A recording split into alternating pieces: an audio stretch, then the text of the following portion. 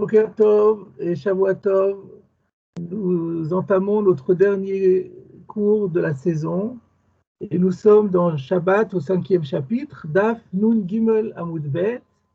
Nous reprenons exactement là où nous sommes restés la dernière fois. On est arrivé la dernière fois à terminer un sujet, c'est agréable, comme ça on commence un nouveau sujet sans avoir à rappeler ce qui avait été étudié la semaine d'avant. Donc, Amarmar signifie nous avons cité plus précédemment un passage sur lequel nous revenons maintenant. Donc, on avait dit plus haut, Amarmar, on avait dit plus haut, Lo yetse azav bekis shelo, velo izim bekis shebedadeen. Donc, c'est le début d'une baraïta qui avait été citée au recto de cette page par rapport au sujet qui nous préoccupait, sur lequel je ne reviens pas.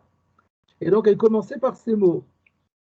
C'est une baraïta qui nous parle du Shabbat et de ce à quoi les personnes ou les animaux ont le droit de sortir dans le Reshut Harabim le jour du Shabbat. Donc le Zav, la personne qui est affligée de flux, c'est-à-dire d'écoulement de matière séminale, et qui doit porter une pochette sur son membre pour vérifier s'il a encore des pertes ou pas, Lo Yetse n'a pas le droit de sortir dans le Reshut Harabim, de Kis Shelo, avec sa pochette fixée sur son membre, parce que c'est considéré comme un massouille, c'est considéré comme un fardeau, c'est pas considéré comme un vêtement. Et c'est pas du tout ça, en fait, sur lequel on va travailler aujourd'hui, c'est sur la deuxième partie de cette phrase, Velo izim bekis bedadeen. On n'a pas le droit de laisser sortir également dans le Reshut Harabim, izim, les chèvres, bekis, avec la pochette, ou le sachet, comme vous voulez, chez bedadeen, qui est fixé à leur mamelle, à leur pie. Donc, on parle d'un cas où il semblerait qu'on avait l'habitude pour certaines raisons que nous avons déjà étudiées, sur lesquelles on va revenir, de mettre une pochette sur les mamelles de la chèvre. Eh bien, on peut le faire tant qu'elle est dans la cour, ou dans l'étable, mais pas la laisser sortir avec. Et la Gemara, ça c'est donc la citation précédente. Et la Gemara demande, Ve'atanya, et voilà que nous avons étudié dans une autre baraïta, parce que ce Amarmar, c'était une baraïta. Donc il y a une autre baraïta qui dit Yotzot izim bekis shebedadeen, qui dit exactement le contraire, que les chèvres peuvent sortir dans le Reshut Harabim avec la pochette fixée sur l'épi. Donc on a une contradiction frontale entre deux baraïtot. Alors, on continue encore la Gemara un petit peu. Amar Rav Yehuda qui est un Amora, n'est-ce pas? Il ne faut pas confondre avec Rabbi Yehuda. Rav Yehuda est un Amora de Babylonie, un élève de Rav et Shmuel. C'est lui qui, le premier, va se proposer à donner une réponse pour résoudre la contradiction entre les deux baraïtot. Amar Rav Yehuda lo kasher. Rav Yehuda dit il n'y a pas de contradiction entre ces deux baraïtot. Sous-entendu parce qu'elles ne parlent pas du même cas. Donc ça peut être exactement le même auteur qui parle, mais ils traitent chaque braïta traite d'un cas différent. Ha de Mehadak, Ha de lo Mehadak. C'est tout simple. Une braïta parle d'un cas où le sachet est solidement fixé, le Mehudak, c'est serré. Il ne risque donc pas de tomber et on ne risque donc pas par mégarde de le ramasser et pour ne pas que ça se perde et puis de marcher avec le jour du Shabbat, Israël sur Doraïta. Donc c'est autorisé puisqu'il n'y a pas de risque. Ça c'est la Braïta qui permet. Ha de l'homme et Hadak. Et la Braïta, la première qui interdisait, parle d'un cas où le sachet est mal fixé, il n'est pas serré, il risque de tomber. Et s'il y a un risque de tomber, c'est interdit. Regardez Rashi, il y a un petit Rashi là-dessus. De Mehadak, quand c'est bien serré, de l'Ekalemechash, d'Ilmanafil, va-t-il atouiller. Et qu'il y a de sorte que le Dalet, c'est un Dalet, c'est une conjonction de conséquence, qui exprime la conséquence, de sorte que les Kalomechash, il n'y a pas lieu de craindre, d'Ilmanafil, que peut-être le sachet tombe dans la rue, va-t-il à Touillet et qu'il en vienne à transporter ce sachet dans la rue, dans le Roshut Harabim, sur une distance de 4 coudées ou plus, qui est interdit par la Torah. Donc ça paraît une réponse facile, sans problème. Alors, avant d'aller plus loin, pour faciliter la compréhension de la suite, je voudrais là maintenant faire un rappel en arrière. Alors, je vous propose de revenir à la page précédente, c'est-à-dire d'Afnoun Bet Amoud Bet sur la Mishnah. En réalité, tout ce que nous sommes en train d'étudier, c'est aussi une sorte de commentaire de la Mishnah que nous avions étudiée. Donc, la Mishnah qui se trouvait d'Afnoun Bet Amoud Bet au bas de la page parlait de l'âne qui est Chamor Yotse Mardat, etc., etc. Et donc, à la troisième ligne de cette, ou disons, à l'avant-dernière ligne de la page, il y a écrit Ha'izim Yotseot Tserurot. Les chèvres peuvent sortir Tserurot. Tserurot, en sachet, vous dites. Ouais, en sachet, c'est pas mal comme traduction. Comme on dit, Tien Afsho Tserura. Donc, Tserura, ça peut être en sachet ou bien simplement en serré. En faisceau. Et ouais, ce mot est important. Si vous regardez Rashi, regardons un nouveau Rashi sur Tserurot, d'ADN Tserurot. Les pies étaient donc en sachet ou bien serrés, attachés peut-être.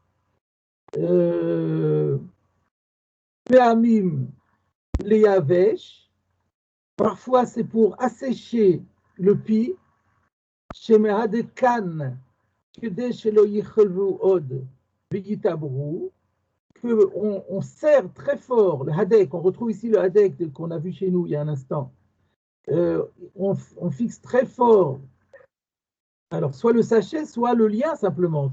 Ça peut être simplement rattaché avec, serré avec une ficelle.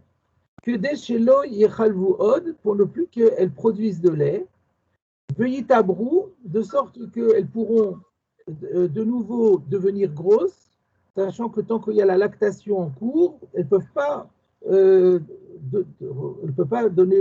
féconder, donner lieu à un nouveau enfant. Ou alors ça va simplement leur permettre de s'engraisser les chols pour qu'on puisse ensuite la manger. C'est-à-dire si c'est pour la boucherie que cet animal est destiné à être abattu pour être mangé, alors on a besoin qu'il soit plus gras. Et tant qu'il produit du lait, ça l'amaigrit. Donc voilà 2 raisons pour lesquelles on peut être intéressé à assécher la lactation. Ou peut amim la chalav. Mais parfois, ce n'est pas pour cela, c'est pour protéger le lait, lishmor chalavan, pour conserver le lait, chez l'oletaftef la haaretz, pour éviter que ce lait ne tombe goutte à goutte par terre, surtout qu'on a dit que le Shabbat, on ne peut pas traire l'animal, donc les pieds vont être très pleins, et quand il y aura un trop plein, ça va tomber en goutte à goutte par terre, et on va perdre ce précieux liquide. Le kosherin, la M, kisb d'ADN. Et là, Rashi parle de kiss. Et dans ce cas-là, on attache une pochette sur le pi. Donc, je profite de ça pour remarquer que le mot srurot est un peu ambigu. Au début, Rashi ne parle pas de kiss. Il dit simplement srurot, et on peut comprendre que ça veut dire que c'est ça, simplement, on a mis un lien qu'on a serré très fort autour du pi. Par contre, si c'est pour... C'est un peu comme un garrot. Oui, un garrot, c'est très bien. On pourrait traduire Tzrourot dans ce cas-là par garrotter. Et dans l'autre cas, là, Rashi introduit la notion de kiss. Toujours est-il que ce Tanakama, ce premier auteur que nous avons vu dans la Mishnah, permet de faire sortir sa chèvre, quelle que soit la raison pour laquelle on veut fixer, garrotter ou mettre une poche au pied de l'animal. Rabbi Yossé, je reviens à la Mishnah, toujours à l'avant-dernière ligne de la page, Rabbi Yossé osser bekulam.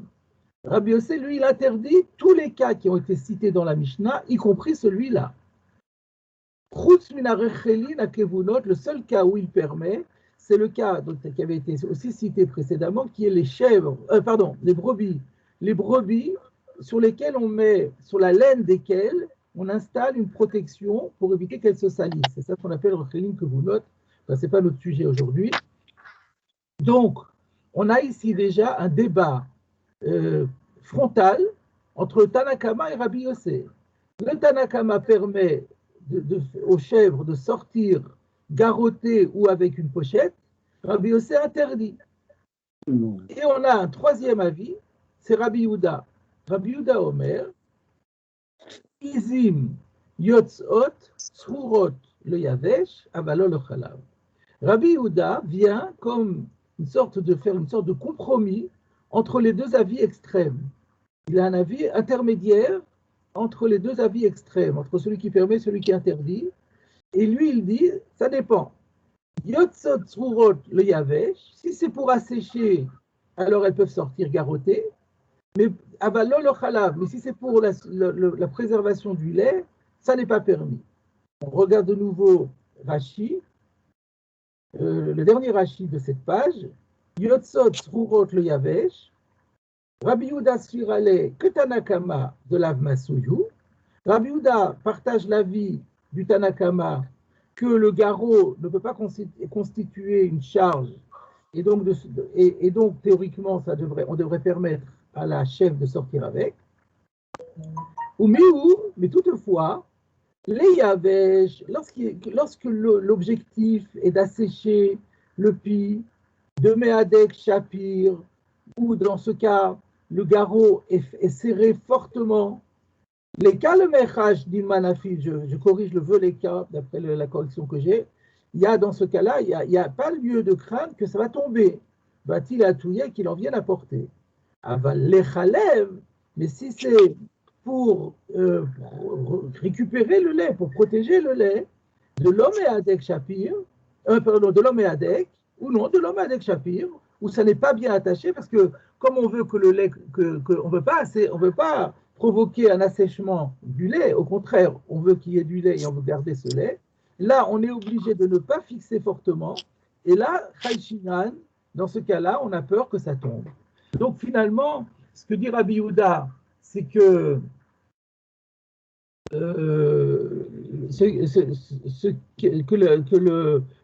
c'est permis lorsqu'il n'y a pas de risque que ça tombe, et c'est interdit lorsqu'il y a un risque que ça tombe et qu'il en vienne à le porter.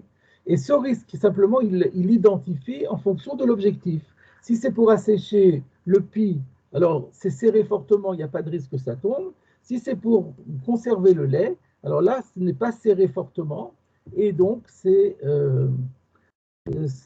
interdit de peur que ça tombe. Donc voilà, ça c'était donc la Mishnah, avec ces trois avis. Maintenant que nous avons ces éléments en tête, revenons à notre Gemara, d'Afun Gimel Amud Bet. Donc quand on voit ça, on est un peu étonné de la réponse de Rabbi Yehuda. Donc je reprends, on a vu une braïta qui dit que les chèvres ne peuvent pas sortir avec leurs pochettes. On a une autre braïta qui dit qu'elles peuvent sortir avec les pochettes. On soulève la contradiction. Et Rabbi Yehuda vient avec une réponse personnelle en disant Meadek ou l'homme Meadek, sans se référer le moins du monde à notre Mishnah. Et on peut se poser la question pourquoi. Et en vérité, cette question-là, elle va être posée par Rabbi Yosef. Donc c'était ce que je vous rappelle, était aussi pour vous permettre de mieux comprendre l'intervention maintenant de Rabbi Yosef. Donc nous continuons la suite de la Gemara. Rabbi Yosef Amar, Rabbi Yosef a dit à Rabbi Yehuda, donc Rabbi Yosef est peut-être même un talmide de Rabbi Yehuda, en tout cas il vient un peu après lui, et il s'adresse à Rabbi Yehuda, et il s'étonne, et il lui dit, Tanae shaklat me alma. Ça veut dire quoi? Alma, c'est me alma, c'est-à-dire du monde, shaklat, ça veut dire tu prends, et Tanae des Tanaïm. Donc ça veut dire, mais tu es en train de prendre des Tanaïm du monde, tu es en train de supprimer des Tanaïm du monde. Ça veut dire quoi exactement? Regardons Rashi. Rashi, Tanae Shaklat Me'alma, Ibadta Kulam, tu as, alors je ne sais pas, Ibadta, soit ça veut dire tu as perdu, ou bien tu as fait disparaître. Je pense que c'est plutôt ça. Tu as fait disparaître Kulam, tous les Tanaïm, tu supprimes du monde, tu as supprimé, tu as fait disparaître du monde tous les Tanaïm.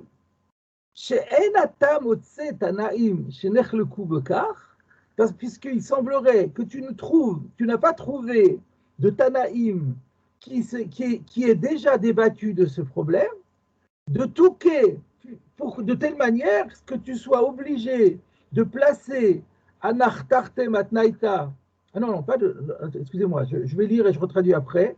De Touquet Anachtarte Matnaïta Chadakemar. Alors, n'as-tu pas trouvé des Tanaïm qui ont déjà débattu de la chose, de sorte que tu pourrais placer, établir, Anachtarte Matnaïta, ces deux braïtot qui semblent se contredire, Chadakemar, en disant, mais une pense comme l'un et l'autre pense comme l'autre.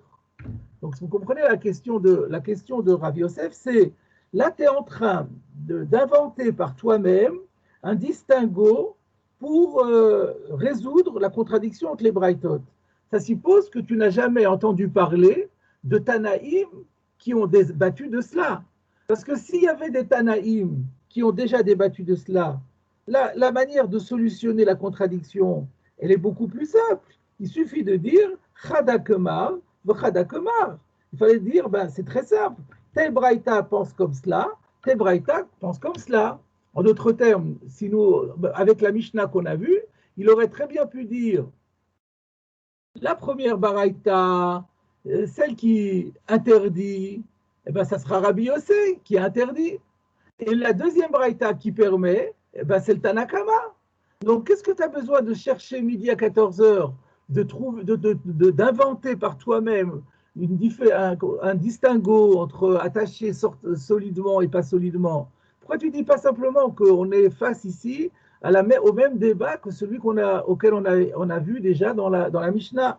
D'où l'expression tu fais disparaître les Tanaïm du monde, c'est-à-dire tu ne fais pas cas de tous les Tanaïm que nous avons déjà rencontrés. Pourquoi est-ce que tu n'en tiens pas compte? On dirait que tu les ignores complètement, que tu les supprimes totalement, que tu les fais disparaître. Mais pourquoi tu les fais disparaître? C'est une très bonne question. Alors continuons, Rav Yosef n'a pas fini de parler. On revient à Rav Yosef, et Rav Yosef répond, un instant, Tanaï, c'est une marloquette, Tanaï, en vérité, les deux braïtot qui se semblent contradictoires, c'est tout simplement l'expression d'une marloquette Tanaïm. Ditnan, et voilà que Rav Yosef nous rapporte notre Mishnah que nous avons revu il y a un instant. Ditnan, car la Mishnah avait dit, Haizim yotzot zrurot, c'est le Tanakama, qui disait que les chèvres peuvent sortir garrottées. Rabbi Yossé Oser Bekulan, Rabbi Yossé interdit tous les cas, donc celui des chèvres avec leurs pochettes. Le seul cas où il permet, c'est on a mis une couverture au-dessus de la laine des brebis pour protéger leur toison. Et ça, c'est considéré comme dans l'intérêt de l'animal. Et donc, pour lui, c'est pas un massouille, alors que tout le reste, c'est pas dans l'intérêt de l'animal, c'est dans l'intérêt du propriétaire. Et pour lui, c'est considéré comme une charge pour l'animal. Et Rabbi Yehuda Omer, Izim yotzot spurot le yavesh, avalo le chalev. Rabbi Yehuda, lui, dirait que les chèvres sortent à condition qu'elles ont été garrottées pour assécher, parce que là, c'est solidement serré, mais pas quand c'est pour le lait, parce que là, ça n'est pas solidement attaché. Et donc, sous-entendu, apparemment, on va voir dans Rashi dans un instant, la marloquette Tanaïm serait, comme j'ai dit tout à l'heure, à savoir que le Tana qui interdit, ça serait Rabbi Yossé, le Tana qui permet, ça serait le Tana Kama. Vérifions si Rashi est du même avis que moi. Regardez Rashi. Tanaïhi, le Maknitin. C'est donc une machloket Tanaïm que nous avons trouvée dans notre Mishnah. Rabbi Meir Shari, Rabbi Yossé Assar. Rabbi Meir permet et Rabbi Yossé interdit. Alors la seule difficulté qu'il y a dans ce Rashi, c'est que nous, on n'a pas vu de Rabbi Meir dans notre Mishnah. On a vu le Tanakama. Alors pourquoi il dit tout d'un coup Rabbi Meir? Alors cette question, elle est soulevée par le Maharsha. On pourrait le faire dans le texte, mais ce n'est pas la peine, je vais vous le résumer. Le Maharsha dit que Rashi s'est senti obligé d'identifier le Tanakama, de donner un nom au Tanakama. Vous ne voulez pas dire simplement, comme j'ai dit moi, Tanakama. Pourquoi? Parce que comme Rav Yosef parle de Tanaïm en disant tu fais disparaître des Tanaïm du monde, on a l'impression qu'il pense à des personnes particulières, pas à des chitotes, pas à des écoles, mais à des avis dits par des Tanaïm identifiés. Donc il fallait qu'il donne un nom au Tanakama. Et comme le Tanakama, c'est donc par définition un Tana anonyme, et que nous sommes dans une Mishnah, il y a ce principe que tout le monde connaît, que c'est un Mishnah, Rabbi Meir. Et si on a une Mishnah qui est exprimée de façon anonyme, en fait, c'est l'avis de Rabbi Meir qui, de manière sous-entendue, est exprimé. Parce que l'auteur de la Mishnah, c'est Rabbi Yehuda Hanassi, qui était un des plus jeunes élèves de Rabbi Meir et qui avait adopté la position de Rabbi Meir. Donc en fait, Tanakama et Rabbi Meir, c'est la même chose. Mais comme Rav Yosef a l'air de vouloir parler de Tanaïm clairement identifié, c'est la raison pour laquelle il a dit son nom. Et donc on comprend très bien la position de Rav Yosef qui dit à Rav Yehuda, mais qu'est-ce que tu as besoin d'inventer par toi-même un distinguo entre les deux braïtot pour les mettre d'accord?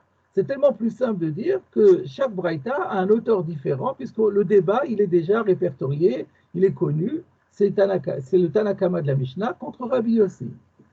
Donc c'est vrai qu'à ce stade, on peut poser la question, l'argument de Rabbi Yosef, il est tellement percutant, tellement évident, qu'on peut se poser la question, pourquoi Rav Yehuda n'a pas voulu dire comme Rav Yosef? La Gemara ne va pas le dire, ne va pas expliquer. Alors, je propose de lire Tosfot tout de suite, qui va poser la question.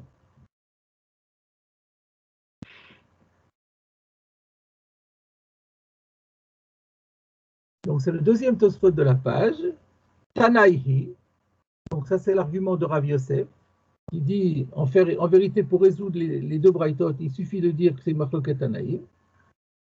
Tosfot dit, Rav Yehuda Yada Shapir de Tanaïhi. Rav Yehuda, il savait très bien que c'est Machloket Tanaïm. Sous-entendu, c'est impossible de dire que Rav Yehuda n'était pas au courant de l'existence de ce débat, parce que c'est une Mishnah. Tous les Amoraïm connaissent par cœur toutes les Mishnayot, donc c'est évident que Rav Yehuda connaissait parfaitement et pertinemment l'existence de cette baraïta et de cette machloket, enfin de cette baraïta, de cette machloket Tanaïm qui figure dans la Mishnah. Et donc la question qui se pose de manière sous-entendue par Tosfot, c'est mais alors pourquoi Rav Yehuda n'a pas voulu donner la même réponse que Rav Yosef en disant que ces deux braïtot sont l'expression de la machloket Tanaïm de la Mishnah? Réponse, Ella de Nichale le Ukme tre stame de braïta aliba de Khatana. Mais c'est parce que lui considérait Nichale, Noachlo, c'était plus satisfaisant pour lui, il considérait comme plus satisfaisant les Ukme de placer très stamé de Braïta, deux Braïtot qui sont anonymes, à l'Iba de Khatana, selon le même auteur. C'est-à-dire le fait que dans cette Braïta, il n'y a pas écrit Rabbi Intel dit, Rabbi Yossé dit, ou Rabbi Meir dit, mais on dit Stam, donc ça a l'air d'être le même Tana qui s'exprime, un Tana qui reflète l'avis général, ou qui correspond à la plus grande majorité des auteurs des Tanaïm, et donc le même Tana. En l'occurrence, ce Tana, c'est le Tanakama. De la même façon que dans la Mishnah, le Tanakama a aussi été enseigné de manière anonyme. Donc, il est plus logique, il est plus probable de dire que dans la Braïta aussi, c'est le même Tana qui s'est exprimé de manière anonyme dans la Mishnah, c'est le même Tana qui s'exprime dans la Braïta et qui s'exprime dans chacune des deux Braïtot. Et donc, il s'est dit, comment est-ce qu'on peut faire que le même Tana puisse dire une chose et son contraire? Et alors, il va dire, eh ben, c'est très simple, parce qu'il ne parle pas du même cas. Alors maintenant, on peut se retourner, d'après ça, contre Rav Yosef. C'est un bon argument, ce que Tosfot a dit. Alors pourquoi Rav Yosef n'est pas satisfait et pourquoi il attaque de manière si véhémente en plus, en disant quoi, ah, mais tu ne connais pas l'existence de cet Anaïm. Rav Yehuda, il est au courant, mais simplement lui, il pense que c'est plus logique et plus satisfaisant de placer les deux Braïtot sur le même auteur anonyme. Alors, cette question, elle est soulevée par le Ritva, donc il va compléter la compréhension de ce Tosfot. Le Ritva dit ainsi, Verav Yosef svirale de adif le ukme que Tanaï, lui pensait que c'était mieux de placer, d'expliquer, de résoudre la contradiction en plaçant les deux Braïtot comme une marloquet Tanaïm. Pourquoi? Pour deux raisons. Premièrement, de Imlo Meadek, Pshita Shelo Tetse. Parce que si on dit comme Rav Yehuda, et qu'on dit que la Braïta qui est interdit parle d'un cas où ça n'a pas été serré fortement et qu'il y a un risque que ça tombe, ben, on n'a même pas la peine. C'est presque inutile de nous l'enseigner que c'est interdit. On sait très bien que le principe dans toutes ces lois qui permettent de sortir ou de ne pas sortir dans le Reshut Harabim, ça dépend beaucoup du risque de torter. Donc si ce n'est pas attaché solidement et que ça risque de tomber, c'est évident que c'est interdit. Donc c'était même pas la peine de le dire. Donc c'est un peu forcé de dire qu'on va d'après le Tanakama et que le Tanakama rajoute, mais si c'est pas serré fortement, s'il y a un risque que ça tombe, dans ce cas-là, c'est interdit. C'est vrai, mais c'est inutile de le dire. Premièrement. Deuxièmement, ve'od de aderer le hadek. En plus de ça, c'est pas un cas courant, c'est pas un cas logique. Les gens qui gèrent leurs animaux, ils serrent toujours fortement, en tout cas de manière suffisamment solide pour que ça ne tombe pas. Les gens qui attachent les pochettes sur les pieds de leurs animaux, ils font bien attention à l'attacher suffisamment fortement pour que ça ne risque pas de tomber. Parce que s'ils prennent le risque que ça tombe, ils vont devant de problèmes. Et donc, dire que cette braïta qui interdit parle d'un cas où ça n'a pas été attaché solidement, petit 1, c'est inutile de le dire, c'est évident. Et deuxièmement, le cas est pratiquement inexistant. Ce n'est pas un cas réaliste, c'est un cas purement théorique parce que les gens ne le font pas. Donc pour ces deux raisons-là, Rav Yosef préférait dire que c'est la marloquet Tanaïm. Et Rav Yehuda, lui, non, il dit non, je préfère dire que c'est le même Tana et que malgré tout, ce Tana s'est senti obligé de préciser qu'il faut bien serrer et si on n'a pas bien serré, ben on n'a pas le droit de se faire sortir. Voilà comment on peut expliquer la marloquet Rav Yosef et Rav Yehuda à ce stade. La difficulté majeure va venir de la suite de la Gemara. Revenons à la Gemara. Curieusement, étonnamment, voilà que Rav Yosef n'a pas fini de parler, alors que pour nous, sa réponse était tout à fait satisfaisante. Regardons ce que dit la Gemara.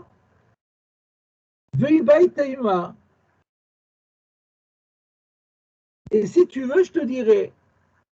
Ça veut dire, si la réponse que je t'ai proposée ne te satisfait pas, alors j'ai encore une possibilité de réponse. Donc Rav Yosef semble reconnaître lui-même qu'il y a dans sa première réponse une faiblesse. Et cette faiblesse, on peut peut-être justement l'exprimer par rapport à ce qu'on vient de dire. C'est que Rav Yehuda avait dit, mais non, moi, le fait qu'il y a deux braïtot anonymes me pousse à dire que c'est le même auteur qui s'exprime dans les deux. Alors peut-être que Rav Yosef dit, si tu tiens absolument à dire que c'est un même auteur qui parle, j'ai une solution, mais pas la tienne. Alors c'est laquelle? Vei baiteima. Et si tu veux, je te dirai, Haveha Rabbi Yehuda. Eh bien, on n'a qu'à dire que les deux braïtot ont le même auteur, comme toi, tu Rabbi Yehuda, tu voulais dire. C'est vrai, c'est le même auteur, mais c'est pas le Tanakama, c'est Rabbi Yehuda.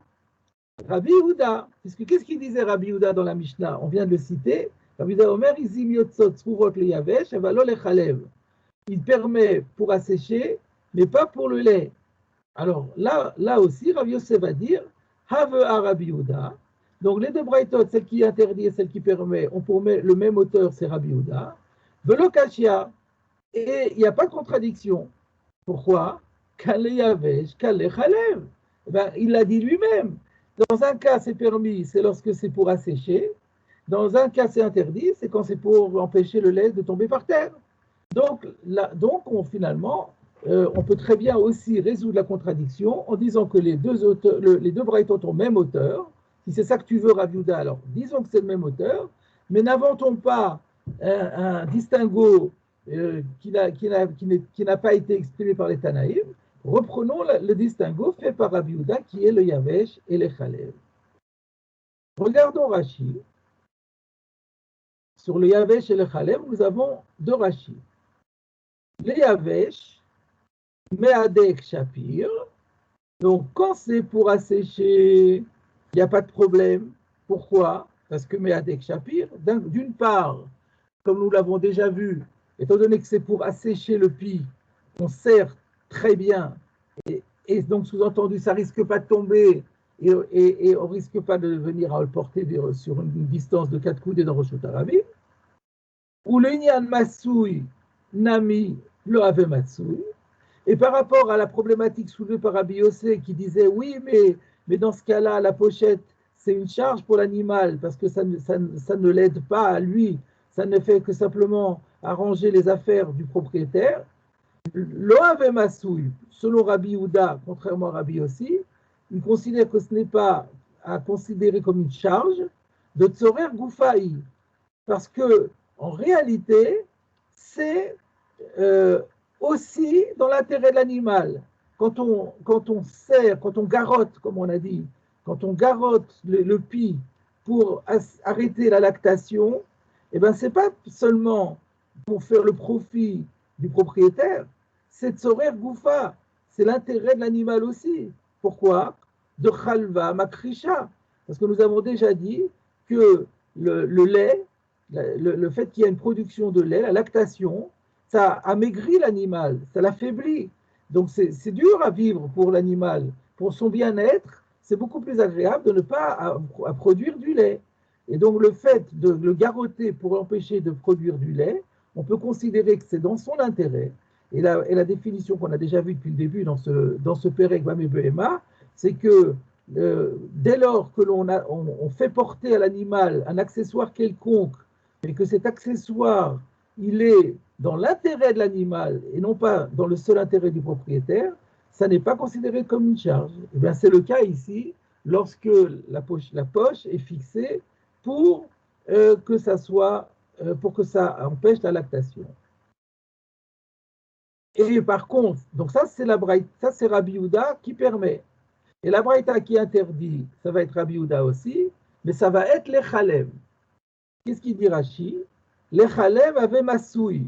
Et dans le cas où par contre il met une pochette, non pas pour arrêter la lactation, mais pour recueillir les gouttes de lait qui tomberaient, là c'est considéré comme un masoui. Pourquoi? Chez Toen était un chalav bekis. Parce que là, l'animal va être obligé de porter non seulement la poche, mais le lait qui tombe dans la poche. Donc, ça lui fait faire une charge. Et lui, il n'a aucun intérêt à ce que son lait soit récupéré. Lui, il ne va rien en faire de ce lait. Donc là, ce n'est pas l'intérêt de l'animal du tout. Donc, ça devient un massoul. Donc, c'est très logique. Sauf qu'il y a un problème ici. Le problème, c'est que Rashi explique la différence entre le Yavesh et le Chalev, pourquoi le Yavesh est permis et le Chalev est interdit, autrement qu'il ne l'avait fait dans son commentaire de la Mishnah. Vous vous rappelez que c'est pour ça qu'on a fait tout à l'heure le commentaire de la Mishnah, pour nous rafraîchir la mémoire. Rashi avait dit Quand c'est le Yavesh, c'est serré solidement. Quand c'est pas le Yavesh, quand c'est pour récupérer le lait, donc on veut pas éviter, on veut pas enrayer la lactation, donc on ne le serre pas trop fort, et il y a un risque que ça tombe. Alors pourquoi il change ici? Pourquoi est-ce que Rashi donne une autre explication que ce qu'il avait dit précédemment? Alors le Maharam Lublin propose une réponse à cela. Je ne me rappelle plus s'il est long ou pas. Un instant, je vais vérifier. Donc nous, on est Dafnun Gimel Amud Bet. Je ne suis pas dans la bonne. Si. Non, oui, non, c'est un trop long. C'est un trop long. Amara Oulim trop long, c'est parce qu'il s'étend sur beaucoup de sujets et en même temps, et notamment sur celui-là. Donc je vous le dirai par cœur. Donc ce que dit le Maharam Lublin, c'est que Rashi s'est senti obligé de trouver une autre explication parce que sinon, si on disait que la raison de l'Echalev, c'est interdit, c'est de peur qu'il en vienne à porter, et parce que ce n'est pas solidement serré, ben finalement, ça reviendrait à ce qu'a dit Rav Yehuda, kan de Meadek, kan de l'homme Meadek. Alors, on pourrait se poser la question, mais qu'est-ce que Rav Yosef, dans son Veivaï Teima, vient dire de différent de ce qu'a dit, Rav Yehuda? Rav Yehuda aussi, il a dit Ad Meadek, Ad l'homme Meadek. Et Rav Yosef, il dit Kan le Yavesh, Kan le Chalev. Mais le Kan le Yavesh, Kan le Chalev, ça revient à dire Meadek et l'homme Meadek. Donc, il n'y a pas de différence entre eux. Alors pourquoi est-ce que Rav Yosef intervient-il dans son Ibaï Teima? C'est pour ça que Rashi se sent obligé de dire non, c'est pas du tout, c'est plus du tout un problème de Meadek ou de l'homme Meadek, c'est beaucoup plus compliqué que ça. C'est que d'après Rabbi Yehuda, les Chalev, c'est carrément un Issour d'Oraïta, parce que ça devient un Masouï. Mais ce n'est pas un problème de Meadek et de l'homme Meadek. Donc la différence, dans ce cas-là, l'opposition entre Rabbi Yehuda et Rabbi Yosef, elle est beaucoup plus forte. Parce que sinon, ça ne justifierait pas un Ibaï Teima. Voilà ce que dit le Maharam Lublin. C'est vrai que ça peut se comprendre. C'est vrai que de cette façon-là, on voit clairement l'opposition entre Rav Yosef et Rav Yehuda. Mais c'est pas contraignant à 100%, parce que le Sfat Emet, lui, de son côté, lui, il dit de toute façon, on comprendra que Rav Yosef intervienne ici. Parce que l'objection de Rav Yosef, ça peut être, toi, Rav Yehuda, tu sembles inventer un distinguo personnel en disant Meadek, l'homme Meadek. Si tu te réfères à ce que Rabbi Yehuda a dit que dans le cas où c'est le Chalev, c'est l'homme Meadek, alors il fallait dire Kan le Yavesh, Kan le Chalev. Et c'est pour ça que Rabbi Yosef viendrait dire à Rabbi Yehuda, ne dis pas simplement dans un cas c'est serré, dans un cas c'est pas serré. Non, cite exactement le distinguo qui a été fait par Rabbi Yehuda. Donc déjà, même si on ne disait pas comme Rashi, même si on disait que Rav Yosef est d'accord avec Rav Yehuda sur la compréhension du distinguo que fait Rabbi Yehuda entre le Chalev et le Yavesh, on comprendrait quand même l'intervention de Rav Yosef pour dire, mais ne fais pas un distinguo personnel, réfère-toi au distinguo exprimé d'ores et déjà par Rabbi Yehuda. Ça rentrerait pas mal dans les mots. Rabbi Yehuda, Kan le Yavesh, Kan le Chalev. Mais peut-être c'est vrai que Rashi dirait, mais Rabbi Yehuda pourrait dire, mais c'est ce que j'ai voulu dire. Alors pour éviter ça, alors Rashi dit non, le débat il est beaucoup plus large que ça. C'est que Rav Yosef, lui, il pense que Kan le Yavesh, Kan le Chalev, c'est plus un problème de Meadek. Auquel cas, le fossé entre Rav Yehuda et Rav Yosef, il est beaucoup plus grand. On a presque terminé la Gemara. On va en faire. Il y a encore une ligne de Gemara, mais qui est aussi un peu délicate. Tania, la Gemara apporte une nouvelle baraïta. Amar Rabbi Yehuda. Toujours l'auteur. Alors, ce n'est pas Rabbi Yehuda, c'est une baraïta, c'est Rabbi Yehuda. Le même Rabbi Yehuda dont on vient de parler. Notre Rabbi Yehuda qui avait dit que Kan le Yavesh, le Yavesh Moutar, le Chalev Assour, voilà que Rabbi Yehuda a donné encore un autre enseignement. Maaseh de Izim Bet Antochia. Il est arrivé une histoire aux chèvres de la maison de Antochia. Donc je suppose que Antochia, c'est le nom d'un fermier ou d'une famille de fermiers. Et dans leur ferme, il est arrivé une fois une histoire avec les chèvres.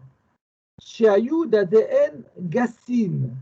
Les mamelles de ces chèvres étaient particulièrement volumineuses.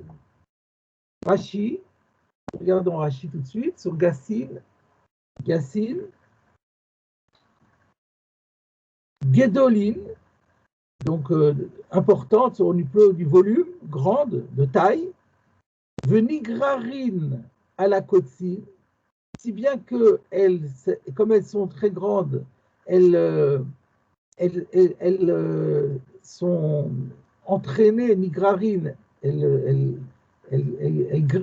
comment on va traduire nigrar? Elles sont égratignées. Non, je n'en peux pas, parce que ça c'est Messartine après. Nigrarines, elles se laissent traîner, voilà, traîner. Du fait de leur taille importante, elles se laissent traîner à la cotine sur les ronces, parce que les ronces sont relativement basses. Si les mamelles n'étaient pas grandes, l'animal étant un petit peu surélevé sur ses pattes, ça ne traînerait pas sur les ronces. Mais quand les mamelles sont de volume important, alors à ce moment-là, elles traînent sur les ronces, ou venisratin d'ADN, ou mesartin d'ADN, on peut garder, et les ronces vont égratigner les pies. Donc, il est arrivé, on revient au texte, il est arrivé une histoire que les chèvres de la ferme de Antochia étaient d'une race particulière, ou d'une santé particulièrement forte, de sorte que leurs mamelles étaient très volumineuses, et donc il y avait un problème qui a surgi, c'est que lorsqu'elles marchaient, les mamelles se faisaient égratigner par les ronces.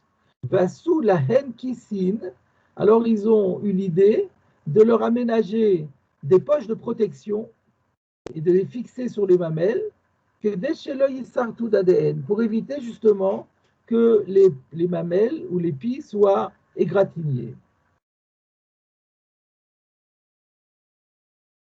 Est-ce qu'il y a un rachis là-dessus? Non, il n'y a pas de rachis là-dessus. Le problème qui se pose, c'est qu'est-ce qu'on vient nous enseigner là? Qu'est-ce que Rabbi Yehuda vient nous apprendre avec ça?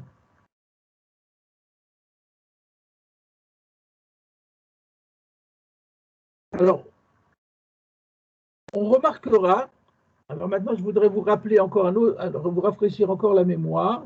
Il y avait encore un rachis qu'on avait vu la semaine dernière et qu'on avait étudié, on avait expliqué d'une certaine façon.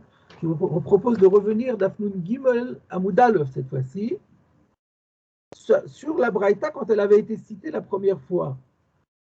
On avait dit Lo Yetse Azav Bekis Shelo, et ensuite il y avait écrit et on ne peut pas laisser sortir les chèvres Bekis Shebedadeen. Donc regardons à nouveau le rachis sur Bekis Shebedadeen, d'Afnun Gimel Amoud Aleph.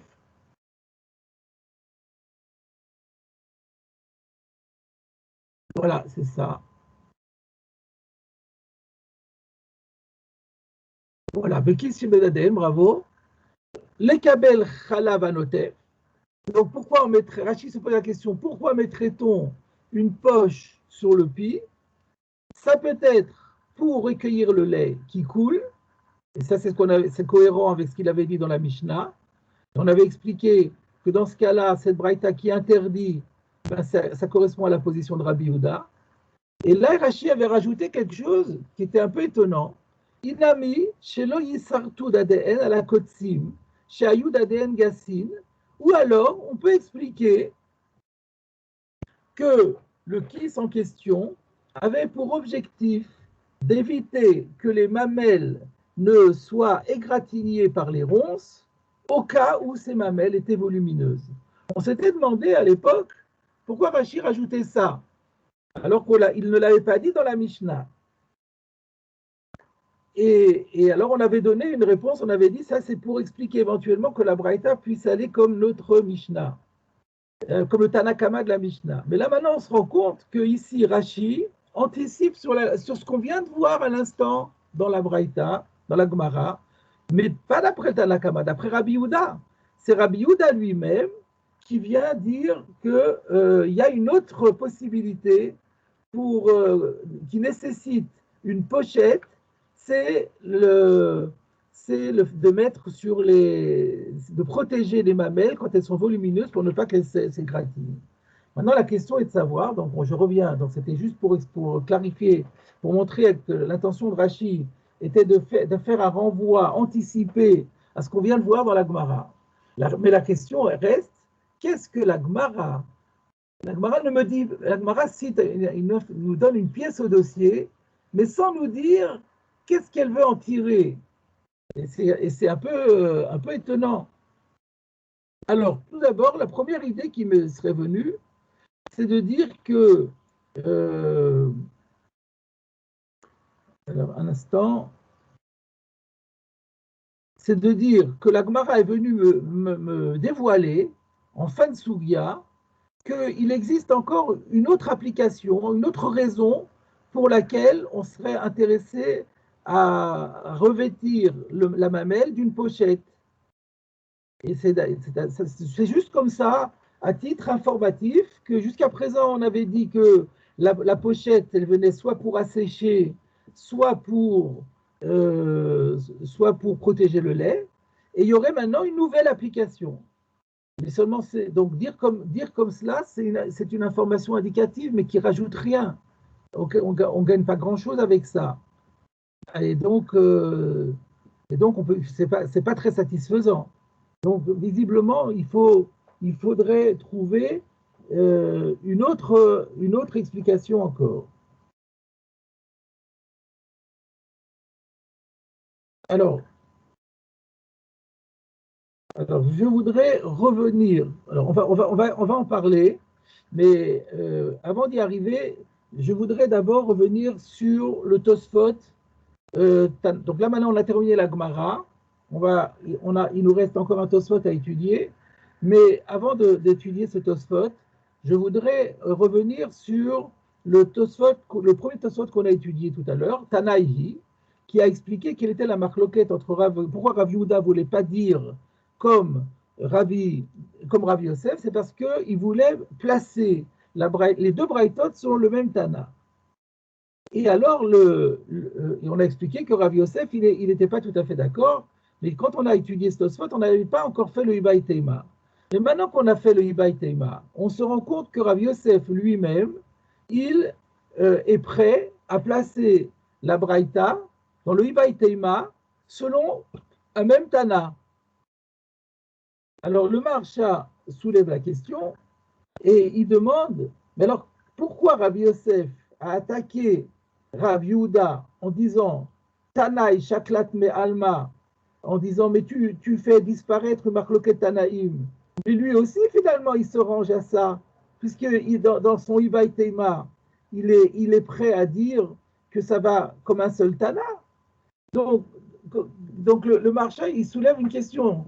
Il dit que au début, Rav Yosef attaque Rav Yehuda en disant mais pourquoi tu dis pas tout simplement, tu rends pas compte de la contradiction des Braïtot en disant tout simplement ce sont deux Tanaïm que nous connaissons, qui sont répertoriés comme étant en débat là-dessus. On n'a qu'à dire que c'est eux, chacun, il y a Chada Kemar, Chada Kemar.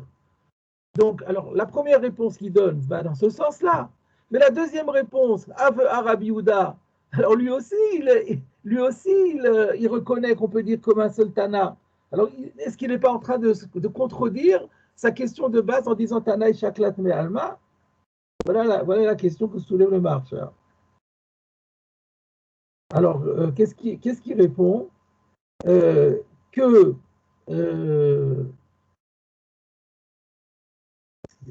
La différence, c'est qu'il dira, c'est que lui au moins, il se réfère à un distinguo répertorié.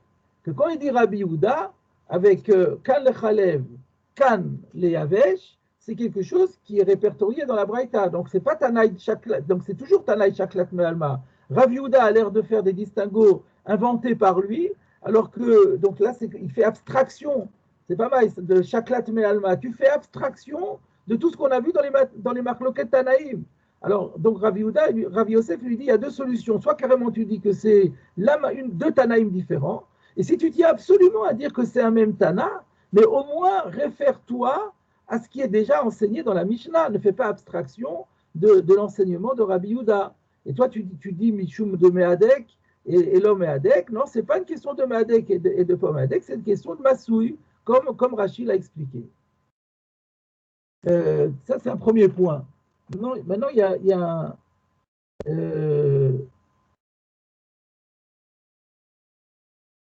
a un deuxième. Alors, un instant.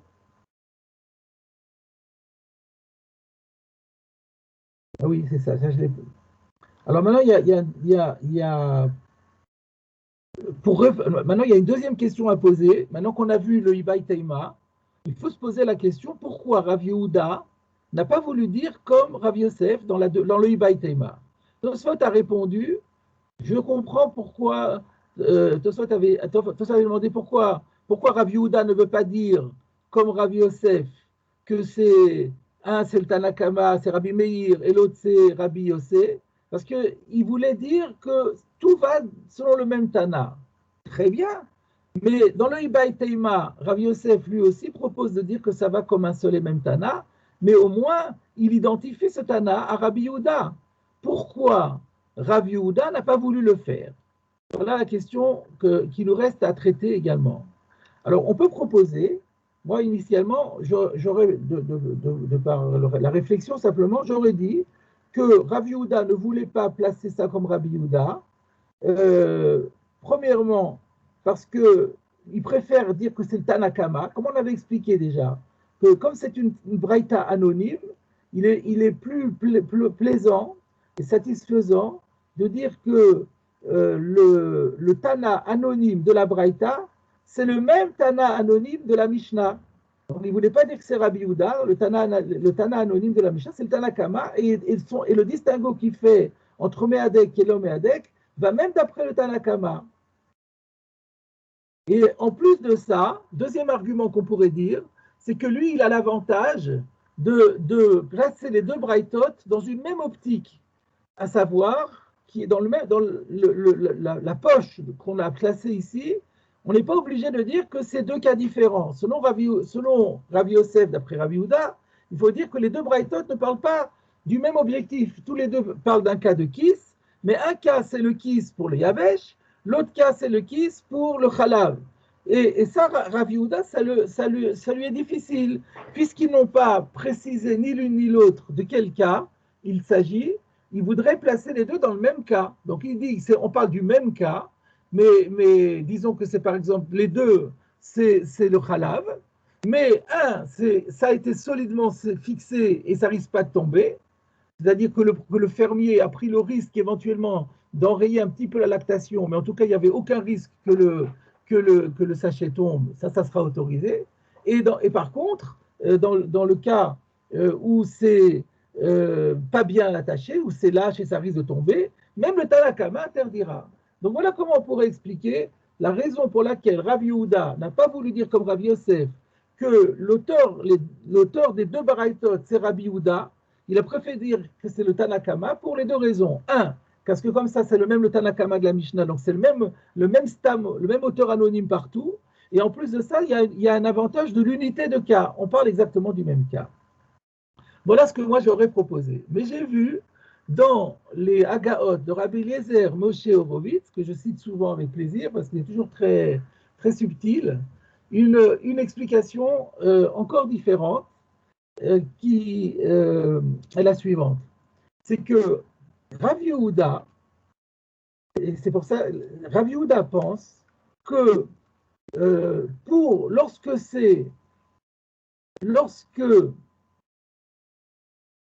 il s'agit d'assécher le lait, c'est-à-dire donc le yavesh, on ne peut pas mettre de pochette. on ne met pas de pochette. Il n'y a pas de raison de mettre des pochettes. On met comme on l'avait expliqué, on met des garrots. Et donc, dans la Mishnah, qui parlait de tzrurot, et qui ne parlait pas nécessairement, et qui n'employait pas le terme de kiss, on pouvait expliquer le yavesh avec tzrurot. Donc, c'est pour ça que dans la Mishnah, donc quand on parle, et on l'avait fait apparaître dans Rashi d'ailleurs, que quand Rashi n'a introduit le mot kiss que lorsqu'il expliquait le chalav. Mais auparavant, il n'avait pas employé le mot kiss, parce qu'effectivement, lorsque c'est le yavesh, et dans la Mishnah, on ne connaissait que deux objectifs, soit le tzrurot, soit le yavesh, soit le chalav. Rav Yehuda, lui, il pense que le chalav, il faut un kiss.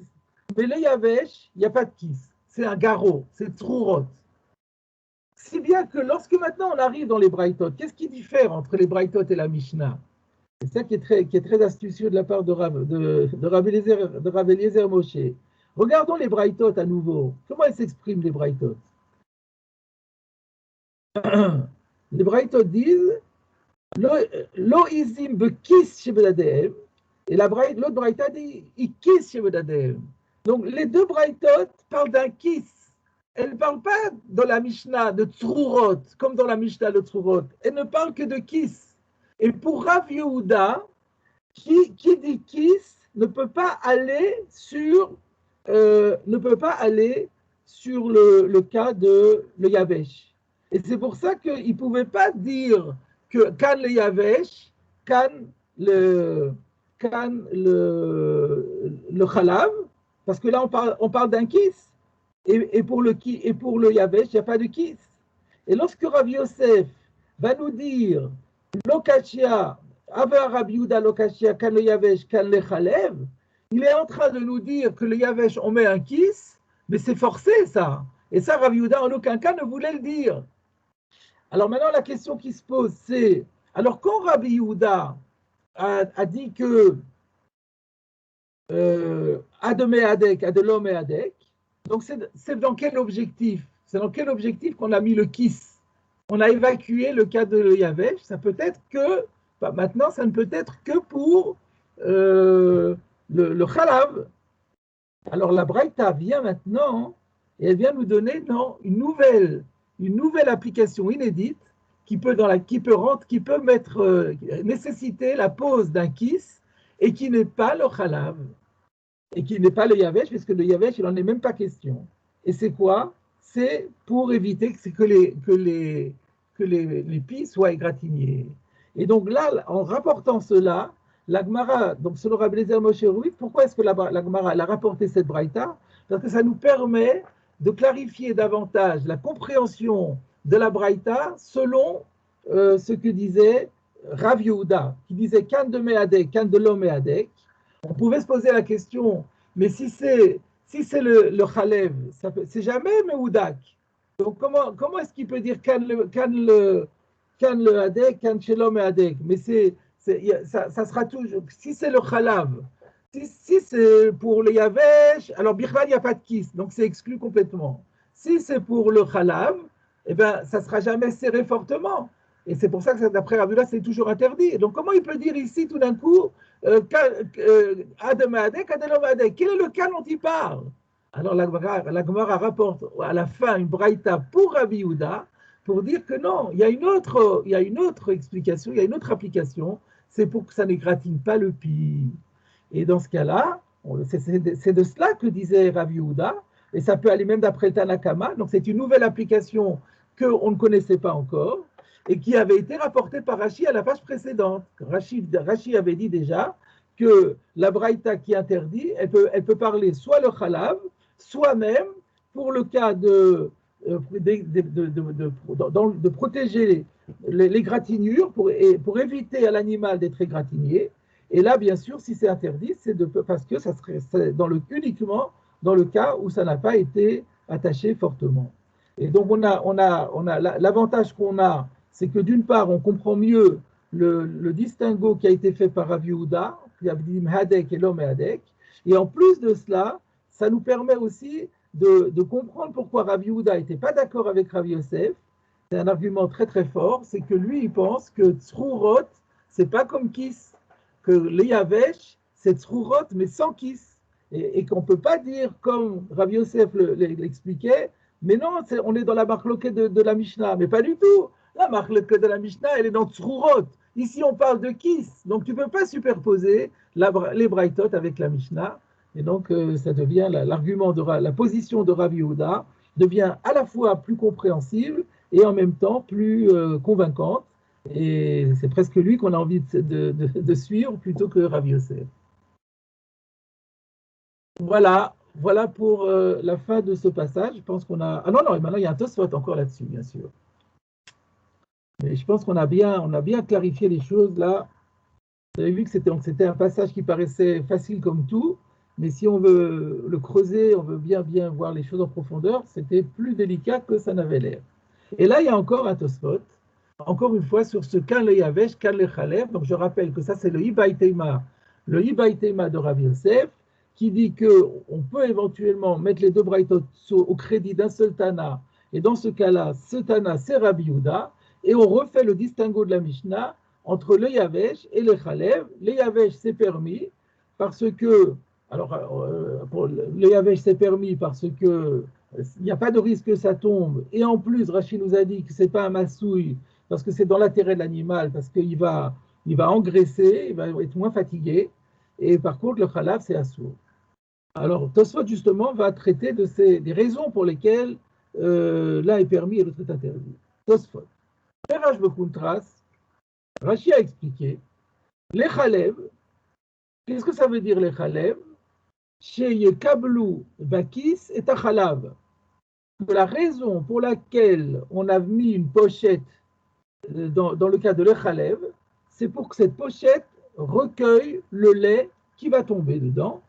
Et c'est pour cela que le Tana, et c'est pour cela que Rabbi Yehuda va interdire. Le cachet, il y a un problème. De ha, vadai masouy ou, parce que ça, c'est sûr que c'est un masouy. Porter le lait, c'est une charge. Ou le couler alma chayav. Et donc, tout le monde doit reconnaître que si on laisse l'animal sortir de cette façon, le propriétaire commet une transgression de la Torah. D'ave melacha, atzricha le goufa. Parce que ça devient un travail qui est effectué dans l'intérêt de ce travail, qui est un travail productif, puisque c'est pour récupérer le lait et rapporter le lait ensuite à la maison. Donc c'est une véritable achnasa, otsa'ar, avara, birshut arabim et achnasa, et donc il y a une véritable melachot d'oraita qui sont commises. Et donc quelle est la question? La question est, parce que si on, là, qu'est-ce qui a interdit le chalev? C'est Rabbi Yehuda. Mais dans la Mishnah, le Tanakama, il a permis. Donc Bishlama, sous-entendu dans Tosfot, Bishlama, si on avait pu dire que c'est une mlacha chez En Tzricha le Goufa, que la mlacha ici n'est pas faite dans l'objectif pour lequel elle était faite à l'époque du Beth Amikdash, ou à l'époque du Mishkan plus exactement, excusez-moi, puisqu'on sait que les malachot se déduisent des travaux qui étaient faits nécessaires pour la construction du Mishkan, donc il faut que ce soit des travaux utiles et productifs. Donc si c'était un travail qui n'était pas productif et qui n'était pas nécessaire pour lui-même et qui ne correspondait pas à l'objectif pour lequel on le faisait au Mishkan, alors dans ce cas-là, on tomberait dans la marloquette entre Rabbi Yehuda et Rabbi Shimon. Rabbi Yehuda dit Mlacha shenat tzricha legoufa chayav, et Rabbi Shimon dit que Mlacha shenat tzricha legoufa patour. C'est quelque chose qu'on a déjà très souvent étudié. Et dans ce cas-là, on dirait le Tanakama pense comme Rabbi Shimon que Mlacha shenat tzricha legoufa patour. Donc pour lui, il n'y a pas de problème de laisser l'animal sortir avec ça, parce que ce n'est pas un massouille aux yeux de la Torah, et là, aux yeux des Rabbanan, ce n'est pas important pour un animal. Et par contre, Rabbi Yehuda pense que ça serait un Issour Torah, et donc c'est interdit de laisser l'animal sortir avec cela. Mais comme c'est Mlacha Tzricha le Goufa, si c'est pour récupérer le lait, c'est Mlacha Tzricha le Goufa, et si c'est Mlacha Tzricha le Goufa, même le Tanakama doit interdire. Comment peut-il permettre? Donc la question paraît énorme. Comment on peut expliquer que le Chalev, c'est pour récupérer le lait et porter le lait et le transporter pour l'amener à la maison, comment, dans ce cas-là, le Tanakama pourrait-il permettre? Voilà la question de Tosfot. Alors Tosfot, à cause de ça, va changer le pshat, de proposer un pshat différent de Rashi. Mais avant d'aller plus loin, il faut bien qu'on trouve une solution en faveur de Rashi. Et donc la solution qui est proposée ici, c'est celle du Maginé Shlomo. Comme d'habitude, lorsque Tosfot attaque Rashi, que nous on voit pas a priori de réponse possible, il y a un auteur qu'il faut consulter, en tout cas dans la Sechet Shabbat, parce qu'il n'y en a pas sur tout le chasse, ou plutôt il y en avait, mais on a perdu beaucoup de commentaires du Maginé Shlomo, mais sur Shabbat, on l'a récupéré. Et donc sur Shabbat, il dit que, en fait, ici, la marloquette entre Rashi et Tosfot, c'est le Shitatam. C'est un point que nous avons aussi eu l'occasion déjà de rencontrer il y a déjà longtemps, je pense, sur la définition de Mlacha Sheina Tzricha Lugufa. Qu'appelle-t-on un travail qui n'est pas fait pour lui-même? Alors, la définition que j'ai dit tout à l'heure en expliquant le Tosfot, c'est la définition que Tosfot donne. C'est un Mlacha Tzricha Lugufa, c'est-à-dire c'est un Mlacha, un travail qui est productif, et qui est effectué dans le même style d'objectif que celui pour lequel il était mis en œuvre pour la construction du Mishkan. Mais Rashi a une définition tout autre. Pour Rashi, Mlacha she'en tzricha legufa, c'est une melacha dont on aurait pu se passer. Une melacha qui ne vient que parce qu'il y a un impondérable qui s'est produit, et pour parer à cet impondérable. Mais si on avait pu éviter l'impondérable et qu'on n'avait pas besoin de mettre la melacha, ça aurait été encore beaucoup mieux. Prenons par exemple éteindre un feu, une flamme qui nous empêche de dormir. Alors ça s'appelle melacha she'ena tzricha legufa. Pourquoi c'est melacha she'ena tzricha legufa selon Rashi? Parce que moi ce qui m'embête, c'est la flamme. Si j'avais pas eu de flamme, j'aurais été encore plus content, j'aurais même pas eu besoin de l'éteindre.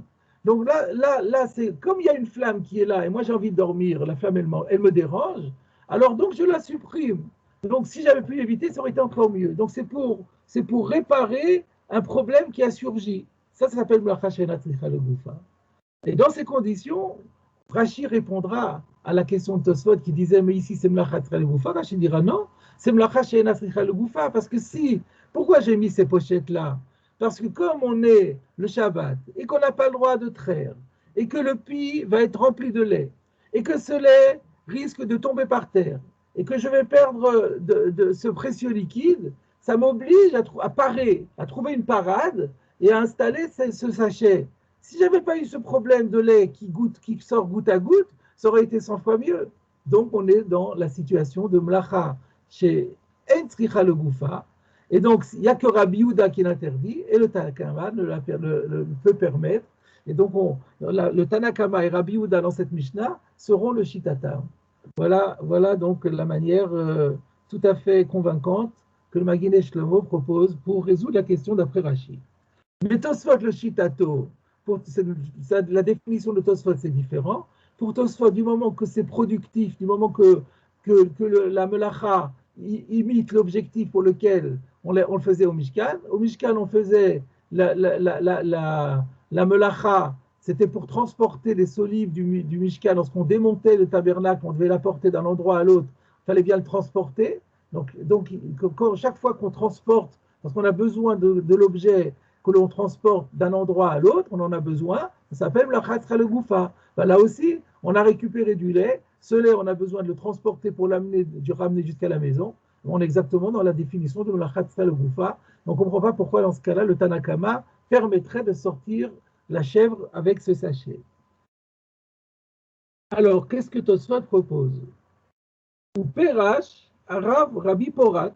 Donc, compte tenu de sa question, le Rav Rabbi Porat va donner une autre explication sur les chalev.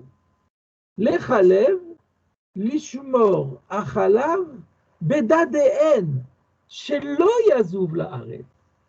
Alors pour le Rav Porat, c'est pas comme on a dit que le lait est sorti et qu'il faut maintenant l'empêcher de tomber par terre. Mais non, la technique de la pochette ou du garrot, dans la pochette, ici on parle d'une pochette, c'est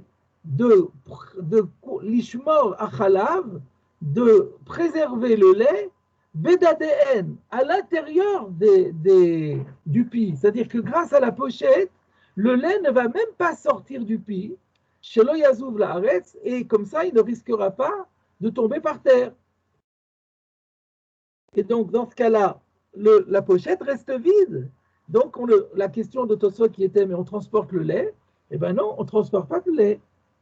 Alors maintenant, la question que Tosfot se pose, il y a quand même une question qui se pose, et d'ailleurs, le Tosfot Arosh pose la question de manière explicite, donc je vais vous le citer pour que vous compreniez plus facilement la suite du Tosfot. Le Tosfot Arosh dit, Ve'im Tomar, mais quand même, il peut poser la question, Ershari Tanakama, Davar, chez Eno Mishum Tsa'ar, Abema. Mais maintenant, quand tu m'expliques qu'on met cette pochette pour éviter que le lait ne sorte du pi, ça n'est pas un traitement qui est fait dans l'intérêt de l'animal. C'est uniquement dans l'intérêt du propriétaire. C'est pour éviter que le lait ne se perde. Donc, ça n'est pas dans la définition de ce qu'on permet habituellement. Nous avons déjà dit que dans toutes ces règles, dans toutes ces règles-là de laisser sortir l'animal, les accessoires que l'on laisse porter par l'animal, ce sont des accessoires qui servent au bien-être animal. Là, ce n'est pas pour le bien-être animal, c'est pour le bien-être du propriétaire de l'animal. Alors, il reste une question, même si on dit comme ça, comment ça se fait que le Tanakama permet? Alors, réponse, le Shari Tanakama, le Tanakama va permettre parce qu'on peut comparer ce cas où on protège le lait comme le cas des brebis dont on protège la toison en la recouvrant d'une couverture. On a dit que dans ce cas-là, la couverture, elle est assimilée à un vêtement. Pourtant, l'animal, lui, il n'a que faire de cela. Au niveau de son bien-être, il n'y a pas de bien-être par le fait que la toison ne va pas être maculée. Et la lishmorat semer, c'est uniquement pour protéger la laine, mais le corps même de l'animal n'est pas spécialement protégé. Sous-entendu, et pour quelle raison c'est quand même autorisé? Parce qu'on considère que la laine fait partie de l'animal. Protéger la laine, c'est protéger une partie de l'animal, donc c'est considéré comme étant pour l'intérêt de l'animal. Donc, qu'est-ce qu'on voit de là? Que tout ce qui fait partie de l'animal, tout ce qui protège, ce qui fait partie de l'animal est considéré fait dans l'intérêt de l'animal. Donc là maintenant, comme le lait n'a pas quitté le corps de l'animal, il est encore dans le pi, tant que le lait est à l'intérieur du pi, il fait partie de l'animal. Donc, préserver le lait dans l'animal, c'est considéré comme étant fait dans l'intérêt peut-être pas de l'animal tout entier, mais en tout cas d'une partie de l'animal, et ça, c'est autorisé. Voilà la position un petit peu acrobatique, dirons-nous, de Rabbi Porat, pour expliquer pourquoi le Tanakama permet le chélèv. Donc, on a évacué la question de porter le lait parce qu'il n'y a pas de lait qui a coulé. Restait la question, mais malgré tout, ce n'est pas dans l'intérêt de l'animal. Réponse, c'est comme la laine. Le lait, c'est comme la laine. C'est tant que le lait n'est pas sorti, fait partie de l'animal, c'est considéré comme étant dans l'intérêt de l'animal. Donc, dans ce cas-là, c'est pas Massoud alors. Donc, c'est pour ça que c'est pas mal. On est en train d'expliquer pourquoi le Tanakama permet. Pour que le Tanakama permette, il faut qu'il considère que ce n'est pas un Massoui. Et voilà pourquoi ce n'est pas un Massoui. Et Rabbi Yehuda ne sera pas d'accord avec ça. Donc, le débat entre Rabbi Yehuda et Tanakama sera justement cela. Est-ce que le fait d'empêcher le lait de sortir du dad est considéré comme quelque chose qui est fait dans l'intérêt de l'animal, auquel cas ce sera permis, c'est ce que pense le Tanakama. Rabbi Yehuda a dit non. Malgré tout, ce n'est pas dans l'intérêt de l'animal, c'est l'intérêt du propriétaire. L'animal n'a que faire de cela. Le lait, ce n'est pas l'animal, ce n'est pas sans son intérêt. C'est ça leur débat, semble-t-il. Alors qu'au début, on avait vu que Kanyavesh c'était pour l'intérêt de l'animal et Kan Khalaf c'était pour l'intérêt du propriétaire. Oui, c'est la position de Rabbi Yehuda. Ça reste la position de Rabbi Yehuda. Le Yavesh est dans l'intérêt de l'animal parce qu'il va être moins fatigué, donc ça c'est permis. Mais le Khalav, Rabbi Yehuda, il prétendait que c'était dans l'intérêt du propriétaire. Et là, le Rav Porat nous explique pourquoi le Tanakama et c'est vrai qu'on n'avait pas expliqué ça. pourquoi le Tanakama ne tient pas compte de l'argument que finalement c'est dans l'intérêt du propriétaire et pas de l'intérêt de l'animal? Eh bien, l'explication, il vient nous la donner. Et en vérité, dans la Mishnah, Rashi avait dit que le problème de Khalav, c'était uniquement parce que ça risquait de tomber. Il n'avait pas dit aussi que c'était un problème de massouille. C'est maintenant qu'on a découvert qu'il y a aussi cette question de massouille. Donc, on aurait déjà pu poser la question à l'époque en disant mais pourquoi ce n'est pas considéré dans l'intérêt du propriétaire? Effectivement. De Riperash, alors maintenant, il y a une autre dernière explication. Donc, on a vu celle de Rashi, on a vu celle de Rav Porat. Il y a une nouvelle explication. Le Riperash, de Ben le Yavesh, Ben le Chalev, Tarvayu, Avdeleu, Kede Shelo Yisretu Dadeen, Kede Amrinan Besamour. Incroyable. Que, aussi bien dans le cas où ça s'appelle pour assécher, ou bien quand on dit que ça s'appelle pour le lait, en vérité, c'est pas pour ça. C'est ni pour l'un ni pour l'autre. Dans les deux cas, l'objectif, la raison pour laquelle, la finalité pour laquelle on met la pochette, c'est que des shelo yisrotu d'ADN. C'est pour éviter que les mamelles ne soient égratignées par les ronces, que de Amrinan Besamour, comme la Gemara le dit plus loin. Et donc pour Tosfot, la question que j'avais posée, mais qu'est-ce que la Gemara avait besoin de nous rapporter cette histoire d'égratignure des mamelles? Pour Tosfot, c'est fondamental. Qu'est-ce que c'est ça qui éclaire toute l'explication de la Mishnah et de la Machloket entre Tanakama et Rabbi Yehuda? Parce qu'en fait, on n'avait pas du tout compris qu'est-ce que ça veut dire le Yavesh et que ça veut dire le Chalev. Alors maintenant, la question. Donc en vérité, le Yavesh, le Chalev, ce n'est pas l'objectif. L'objectif n'est ni d'assécher, ni de préserver le lait. L'objectif, c'est de protéger des égratignures. Alors pourquoi la Gemara dit le Yavesh? Voyons, il faut voir la suite. Ou le Yavesh, et quand la Mishnah dit le Yavesh, Rabbi Yehuda dit le Yavesh c'est moutar, ça veut dire quoi? Bisman sheno chafetz bachalav, c'est-à-dire s'il n'est pas spécialement intéressé au lait, si ça ne le dérange pas que la lactation s'arrête, soit asséchée, pas qu'il le fait pour cela, mais s'il n'est pas désireux d'avoir du lait, Chari, dans ce cas-là, c'est permis de mettre la pochette pour éviter les égratignures. Pourquoi? Le fiche est méadéco, parce que là, on est tranquille, on sait qu'il va serrer très fort la pochette. Et qu'il n'y a donc pas lieu de craindre que peut-être ça va tomber et qu'il en vienne à le transporter. Aval le chalev, mais lorsqu'il s'agit du lait, ça veut dire quoi? C'est que lui, il n'est pas intéressé, lui, il veut pas surtout pas que ça soit asséché, parce que lui, il a besoin du lait. Il élève cette chèvre pour son lait. Il produit du lait. Dans ce cas-là, Eno Meadek. Dans ce cas-là, il y a un risque. Alors, j'ai une correction. Eno Meadek. Dans ce cas-là, du fait qu'il ne veut pas que ça soit asséché, donc il ne l'attache pas fortement. Et dans ce cas-là, il y aura lieu de dire que peut-être ça va tomber et qu'il risquera d'en venir à le transporter. Alors, encore une fois, qu'est-ce que le riz gagne avec son explication? Il répond aux deux questions de Tosfot précédentes. On avait une première question, comment le Tanakama peut permettre le cas de le Chalev, alors que le Chalev, ça veut dire qu'il va porter du lait. On ne peut pas porter du lait, c'est interdit, ce n'est pas dans l'intérêt de l'animal. Deuxièmement, comment on peut permettre, indépendamment, même si on dit que le lait reste encore dans le corps de l'animal, mais c'est quand même pas dans l'intérêt de l'animal. Donc, quoi qu'on dise, il y a un problème que ce n'est pas un massouille. Tosfot répond, mais non, ici, la pochette, on la met pour éviter les gratignures. Et si on la met pour éviter les gratignures, c'est évidemment dans l'intérêt de l'animal. Ce n'est que pour le bien-être animal.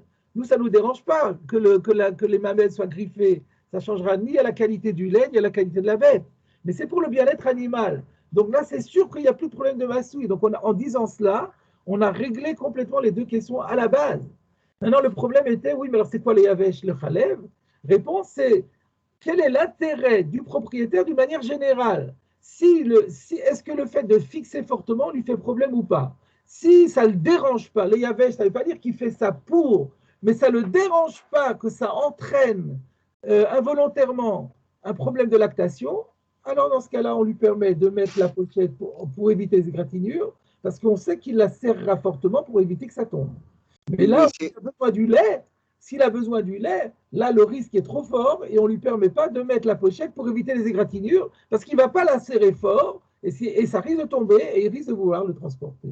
Mais c'est dans le cas particulier de Mamel Gassine. C'est pas le cas. C'est le cas de tous les. C'est pas le cas de toutes les bémotes.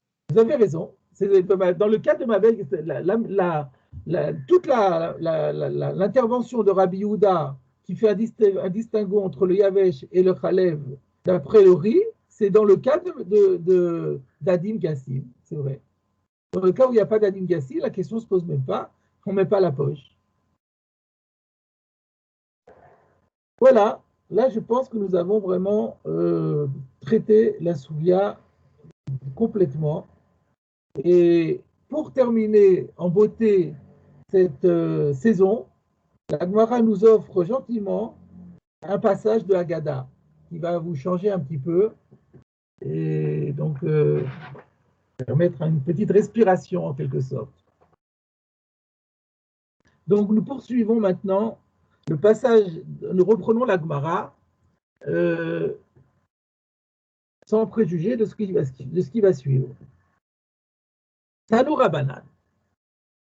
C'est un texte qui est relativement connu, le passage qu'on va étudier maintenant, et qui est cité, mais qui demande d'être commenté, comme vous allez voir. Nos maîtres ont enseigné dans une baraïta. Maasé est arrivé une fois, Be'echad, à une personne, Shemeta Ishto, dont la femme est décédée. Ve'inicha ben lenek. Et donc c'est une femme qui venait d'accoucher et qui a laissé après elle un bébé qui devait être nourri. Et donc à l'époque il n'y avait pas de lait maternisé, donc c'était la maman qui nourrissait son bébé, mais elle était morte. Alors comment on fait d'habitude dans ces cas-là? On rémunère une nourrice.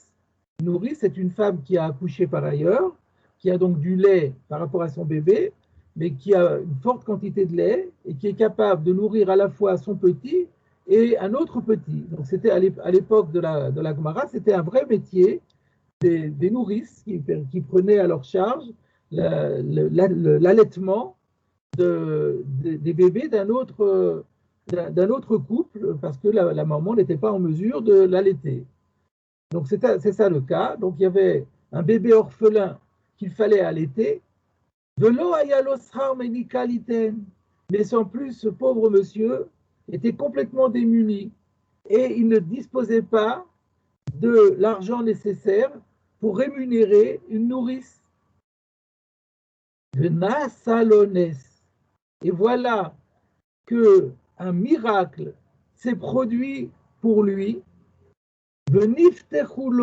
Dadim, et que des seins lui ont poussé et se sont ouverts, que Shnei Dadeisha, comme les deux seins d'une femme, Veniket Beno, et c'est le papa qui a donc allaité son fils.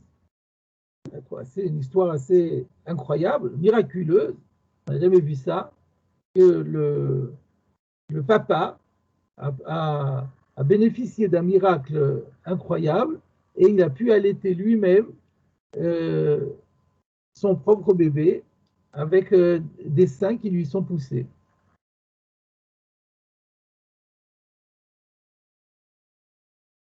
Amar Rav Yosef. Rav Yosef a fait un commentaire sur cette baraïta et il dit Bo Ure'e, viens et considère Kama Gadol Adam Ze, combien grand est cet homme Shenase Lones Kazé, qui a pu bénéficier d'un miracle pareil. C'est-à-dire, cette personne était sûrement un être exceptionnel pour mériter un miracle aussi incroyable, aussi prodigieux, aussi rarissime. Il fallait vraiment que cet homme-là soit d'une envergure spirituelle qui sort complètement de l'ordinaire. Amarle Abaye, Abaye qui est son élève, et qui n'hésite pas à le contredire, lui dit Adraba, mais c'est le contraire. Kama Garua Adamze. Comme cet homme-là est mauvais. Comment traduire ça? Oui, Garoua, c'est quelqu'un d'extrêmement mauvais. Chez Nishtanu Lo, alors il y a une correction, chez Nishtanu Alav, Sidre Bereshit. Pour que, à cause de lui, l'ordre de la création ait été bouleversé. Pour que l'ordre de la création ait été bouleversé, il fallait que cet homme-là soit véritablement un homme mauvais.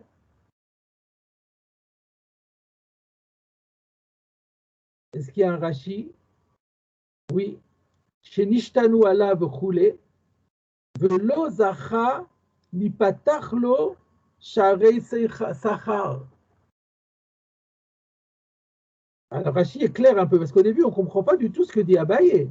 Alors Rashi est clair en disant que pourquoi c'est un signe d'infériorité ou de.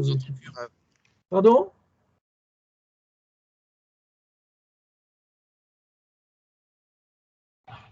Comment? Vous m'entendez?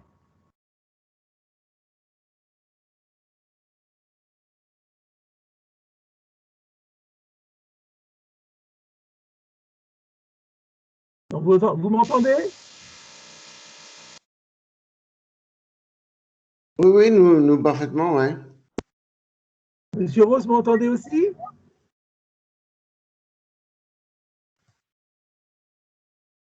Est-ce que Monsieur Rose m'entend?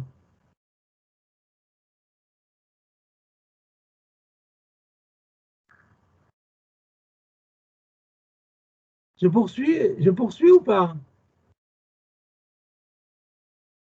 Bon, je poursuis alors. Donc, Rashi, on était sur Rashi, chez Nishtanu alav choulé, velo zachal ipatachlo sharei sachar. Cet homme-là n'a pas mérité que lui soient ouvertes les portes sachar de la rémunération de cette nourrice. C'est-à-dire, ce que Rashi suggère, tel que je comprends, c'est que ce n'était pas la peine de faire un miracle pareil pour résoudre le problème. C'est quoi le problème? C'est que cet homme n'avait pas d'argent pour payer la nourrice. Il fallait, à cause de ça, lui faire pousser des seins. Il suffisait de lui faire trouver un petit travail et il aurait touché un peu d'argent et il aurait pu, sans qu'il y ait le moins de miracle. C'était un monsieur qui était démuni, qui n'avait pas de parnassa.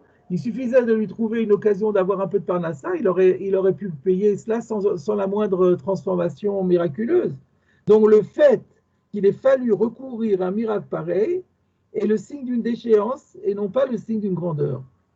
Voilà ce que dit Abaye. Donc il faut qu'on comprenne, il y a plusieurs questions à poser ici. Il faut qu'on comprenne quel est le débat entre Rav Yosef et Abaye. Pourquoi Rav Yosef pense-t-il que c'est un privilège et que c'est un signe de grandeur, alors que Abaye pense justement le contraire?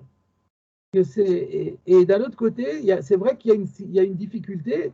Abaye fait remarquer que si Akadosh Baruch Hu voulait aider cette personne, ce n'était pas la peine de transformer la nature comme il l'a fait. Et il y avait des solutions simplissimes. Donc, qu'est-ce que Rav Yosef répondra à tout cela? Alors, je vous propose pour commencer de voir le Tosfot.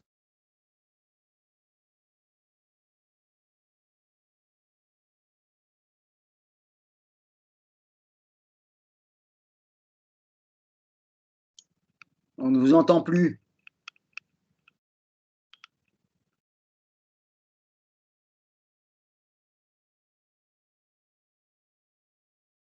le son est désactivé apparemment.